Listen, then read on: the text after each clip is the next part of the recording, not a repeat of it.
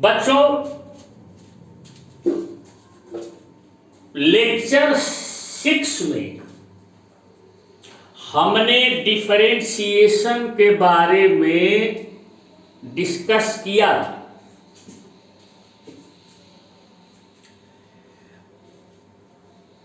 अब ये लेक्चर 7 है, application of mathematics in physics, lecture 7। आपने अगर ये हमारे 15 नियर अबाउट लेक्चर्स को अगर सीरियसली सुन लिया तो फिजिक्स तो आप पढ़ ले, कोई प्रॉब्लम नहीं है।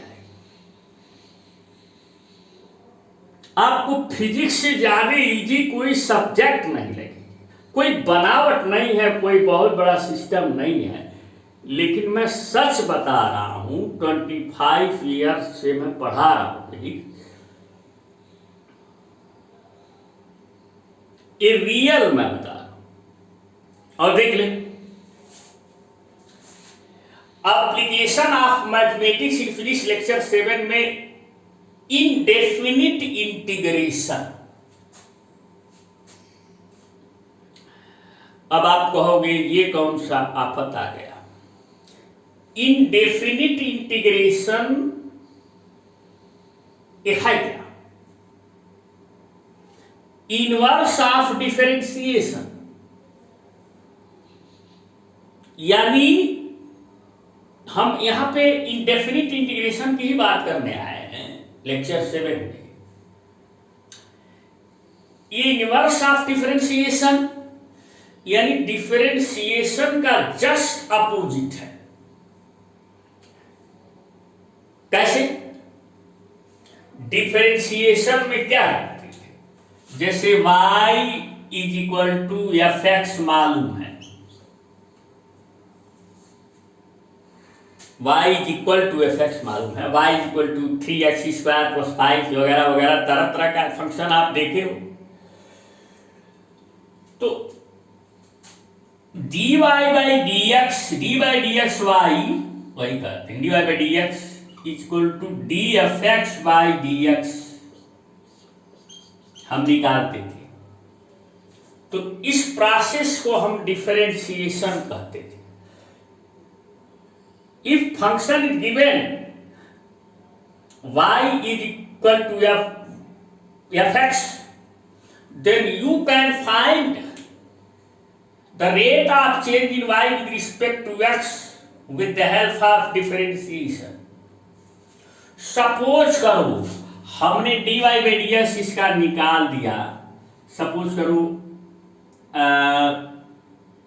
इसका नाम हम मान ले रहे हैं एफ डैश एक्स। तो हमें अब इनडेफिनिट इंटीग्रेशन से क्या निकलेगा? अब dy by d x is equal to f dash x मालूम है।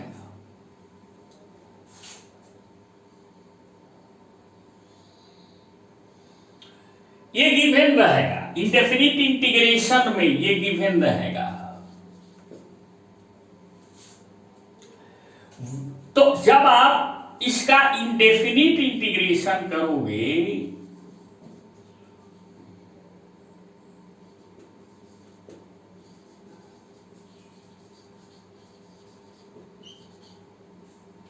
तो आपको वो फंक्शन मिल जाएगा y is equal to f x. है ना बड़ी बात?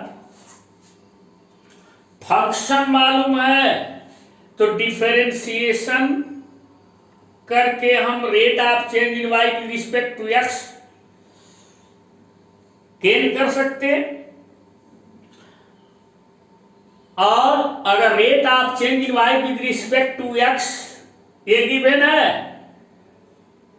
तो इनडेफिनिट इंटीग्रेशन से हम फंक्शन पता कर सकते हैं। Just opposite. तो इसके कुछ फार्मूले आते हैं। देख, इनडेफिनिट इंटीग्रेशन के जो फार्मूले आते हैं बहुत सिंपल एक फार्मूला मैं दूंगा, उसके बाद लास्ट में हम चल के और फार्मूले देंगे और एक्सरसाइज करवाएंगे। अभी तो हम केवल कॉन्सेप्ट पे देख रहे हैं ना कि कौन कौन क्या यूजेज है, कब यूजेज है, ये सब हम बता रहे हैं। जैसे देख, एक फार्मूला आप जानते हो, y is equal to x पर एन, ये तो dy बाई डी एक्स क्या होता है, dx पर n by d x, n x पर एन माइनस, ये डिफरेंशिएशन का फार्मूला है। अब डेफिनिट इंटीग्रेशन, इनडेफिनिट इंटीग्रेशन का फार्मूला है integral x to the power n dx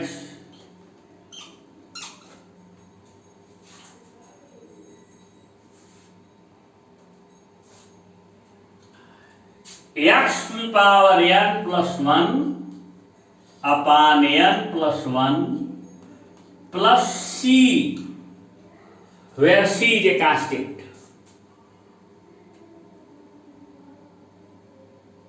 अब आप कहोगे कि ये कहां से फार्मूला, आसमान में से तो नहीं आ गया? नहीं जी, मैथमेटिक्स में एक ब्रॉड एरिया है इसकी, यहां तो एप्लीकेशन बता, इन्हीं फार्मूले से, इन्हीं फार्मूलों को जस्ट अपोजिट करके वो बनाया गया है, इन्हीं से अपोजिट करके बनाया गया है। कोई बहुत बड़ा मेथड नहीं है, बना बना के सेट किए जाते।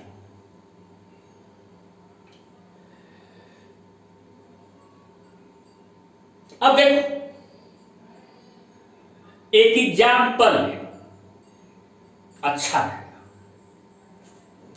देख, हमने एक एग्जाम्पल लिया, y is equal to x Q,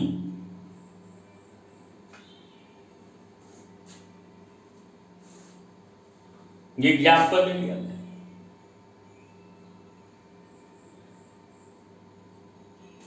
निकालो ये वाला फार्मूला, निकाल, लगाओ, इसको अप्लाई करो। तो dy बाई डी एक्स, ये क्या होता है, इसका क्या हो जाएगा, D x Q by d x,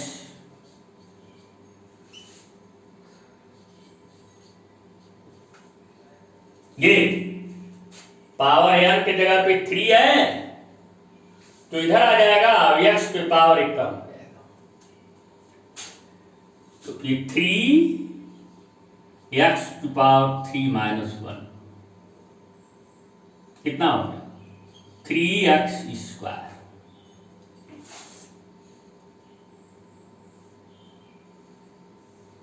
अब मान लो तुम्हें मालूम हो dy बाई डी एक्स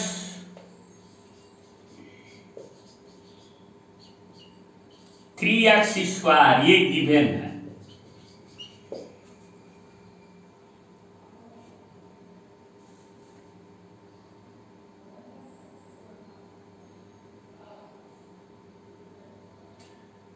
इस पे इंटीग्रेशन करना है। हालांकि ये dy बाई डी एक्स एक फिजिकल क्वांटिटी, एक ही क्वांटिटी है, लेकिन मैथमेटिक्स जब एब्रॉड स्टडी करोगे तो इतना फ्लेक्सिबल है, इतना फ्लेक्सिबल है कि हम इसको ऐसे मल्टीप्लाई कर सकते हैं, रिजल्ट पे कोई इफेक्ट नहीं होता है। तो थोड़ा सा मल्टीप्लाई करो, dy, इधर को multiply, 3x square dx।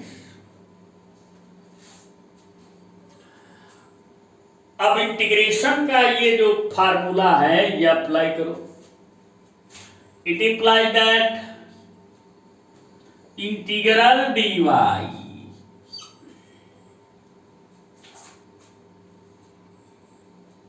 Is equal to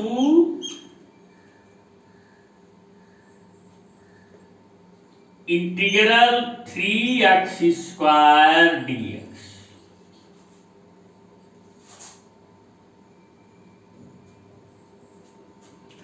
यहां पे 3 कोफिशिएंट है, कांस्टेंट नहीं है। इसको साइड कर लो, इधर कर लो।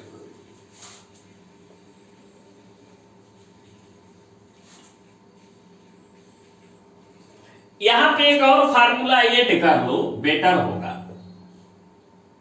Integral dx is equal to x। ये कहां से आया मैं अभी बता दिया। ये प्लस सी भी लिख सकते हो, कांस्टेंट भी लिख सकते हो।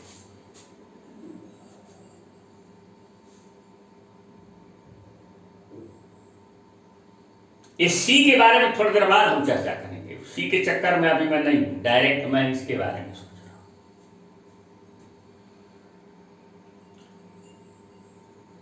तो ये कहां से आ गया? इसी से आ गया जी। जैसे इंटीग्रल dx लिख रहे हो, थोड़ा सा सुन लो, तो इसको ऐसे लिख सकते हो ना, x⁴ dx। x⁴ means 1। यही फॉर्मूला अप्लाई कर दो। x⁴n है तो x⁴ है, तो क्या हो जाएगा? x⁴n जब 0 + 1 बटे 0 + 1, x⁴ 0 + 1 अपान 0 + 1, x⁴ 1 अपान 1, x⁴ 1 x नहीं हो गया? उसी तरह इंटीग्रल dy करोगे तो y हो जाएगा, इंटीग्रल dt करोगे तो t हो जाएगा। तो कोई प्रॉब्लम तो नहीं हो रहा है। ये माने जल्दी करने के लिए बार बार ये प्रोसेस तो हम नहीं करेंगे। अब देख, यहां से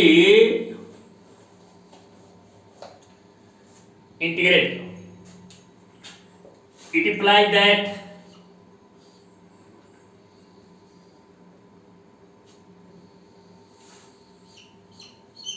इंटीग्रल dy का क्या y 3 इस पे अप्लाई करो इंटीग्रेशन का फार्मूला। n के जगह पे क्या है? 2 है। तो x⁴ n + 1, 2 + 1 अपान n + 1, n माने 2, 2 + 1।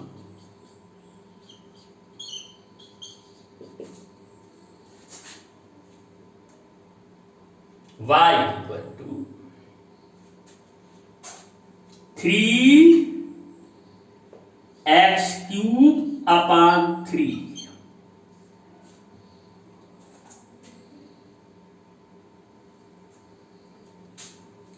It implies that x, आपको ये फंक्शन मिल गया, मिल गया।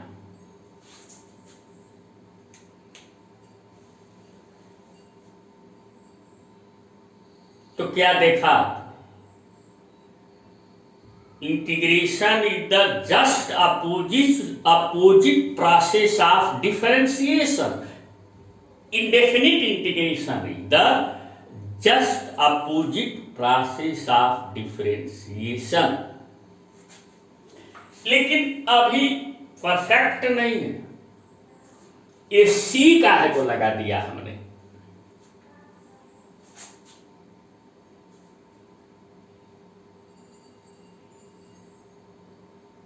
देख, अगर यह function y is equal to x³ plus something constant जैसे 5 मान लो, 8 मान लो, मर्जी आपकी, थोड़ा तब क्या होता? तब तो dy/dx करते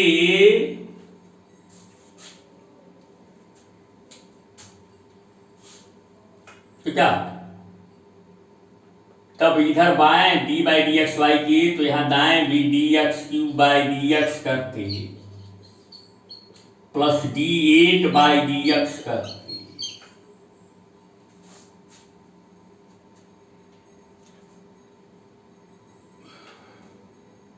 तो इसका तो अभी देखा है ना आपने, 3x² आ जाता है, इसका क्या आ जाता है, 0 आ जाता है, कांस्टेंट ना है, तो क्या होता है यही 3x²।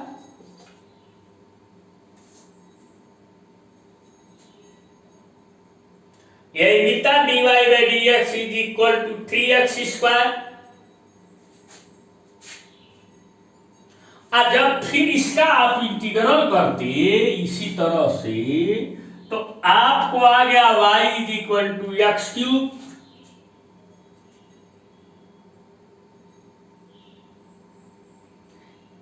एक तो यहां आना चाहिए था ना, नहीं आया।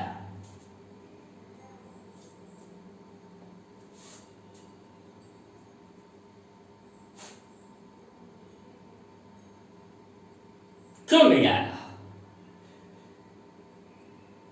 क्योंकि कांस्टेंट का रेट आप चेंज तो होगा ही, तो फिर लौट के कैसे आएगा? इसलिए हम यहां पे ये जो फार्मूला जब अप्लाई करते हैं तो कांस्टेंट यहां पे एक सी लगा देना जरूरी समझते हैं, जो अननोन है, जिसके बारे में हम नहीं जानते। कांस्टेंट की वैल्यू आती नहीं।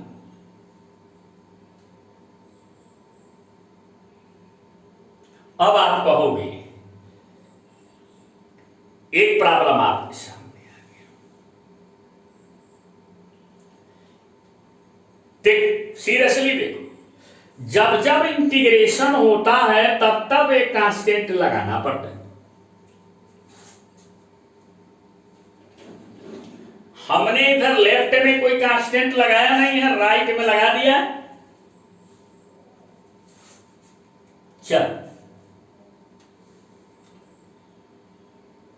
हम लेफ्ट और राइट दोनों में अप्लाई करते हैं कांस्टेंट। देख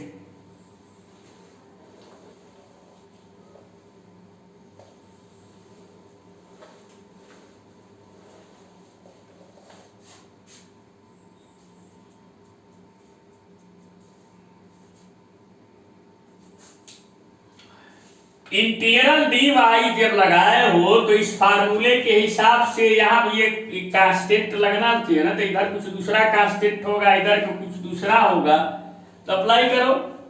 it imply that integral d y माने इंटीग्रल डी एक्स माने एक्स प्लस सी, तो इंटीग्रल डी वाई माने वाई प्लस सी की जगह पे यहां पे C1 कर दो, where C1 is any constant.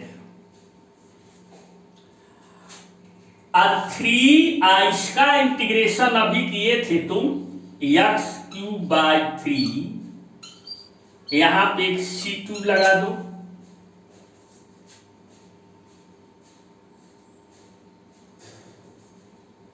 और उसके बाद फिर it imply that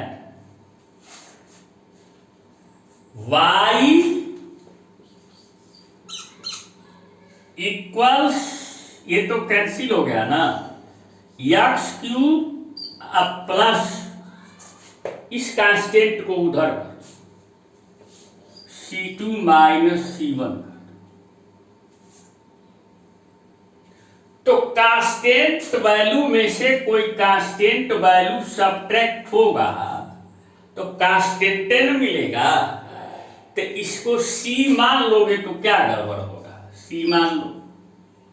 it imply that y equal to x³ plus C। तो लेफ्ट और राइट दोनों ओर कांस्टेंट रखना जरूरी नहीं है।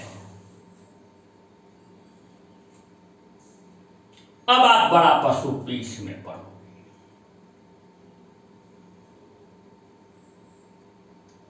कि इस कांस्टेंट का वैल्यू कैसे पता करते हैं।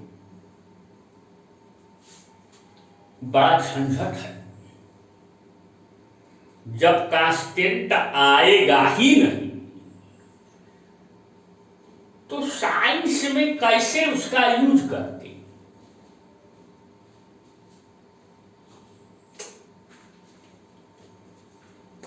देख, होता क्या है, जैसे क्वेश्चन जब देता है तो ये जो फंक्शन है, इस फंक्शन में x के किसी वैल्यू पर y का कोई वैल्यू दिया होता है।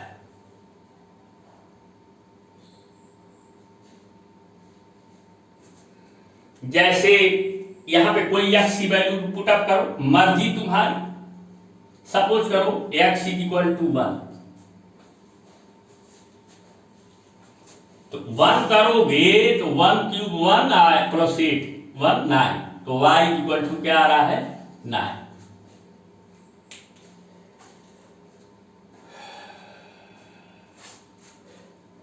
तो जब डेफिनिट इनडेफिनिट इंटीग्रेशन से हम सॉल्व करते हैं तो ऐसे देता है। देखो, सॉल्व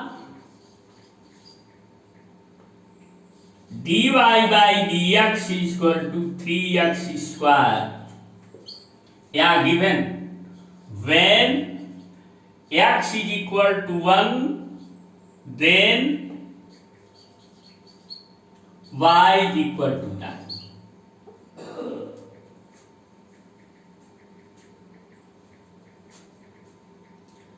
तो हमें ये नहीं मालूम रहेगा तो हम कांस्टेंट की वैल्यू नहीं निकाल।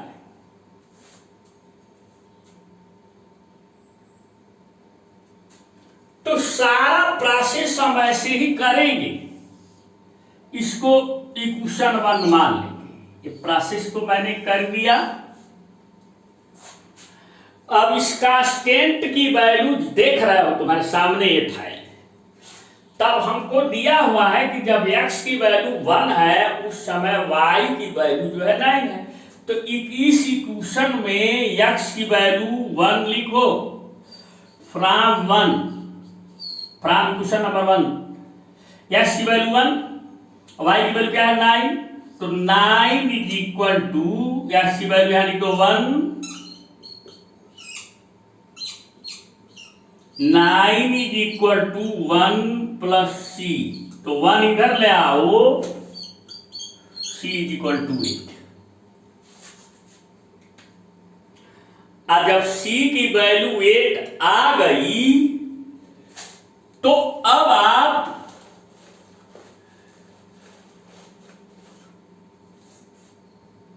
इसको इस इक्वेशन नंबर 1 में फ्रॉम 1 पुटअप कर दो, y is equal to x cube और c की वैल्यू आ गई 8 आ गया। अब पूरा फंक्शन आ गया।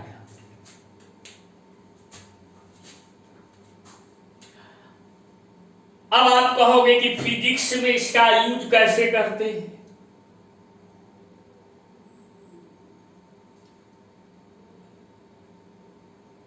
लेक्चर 8 में, अगले लेक्चर में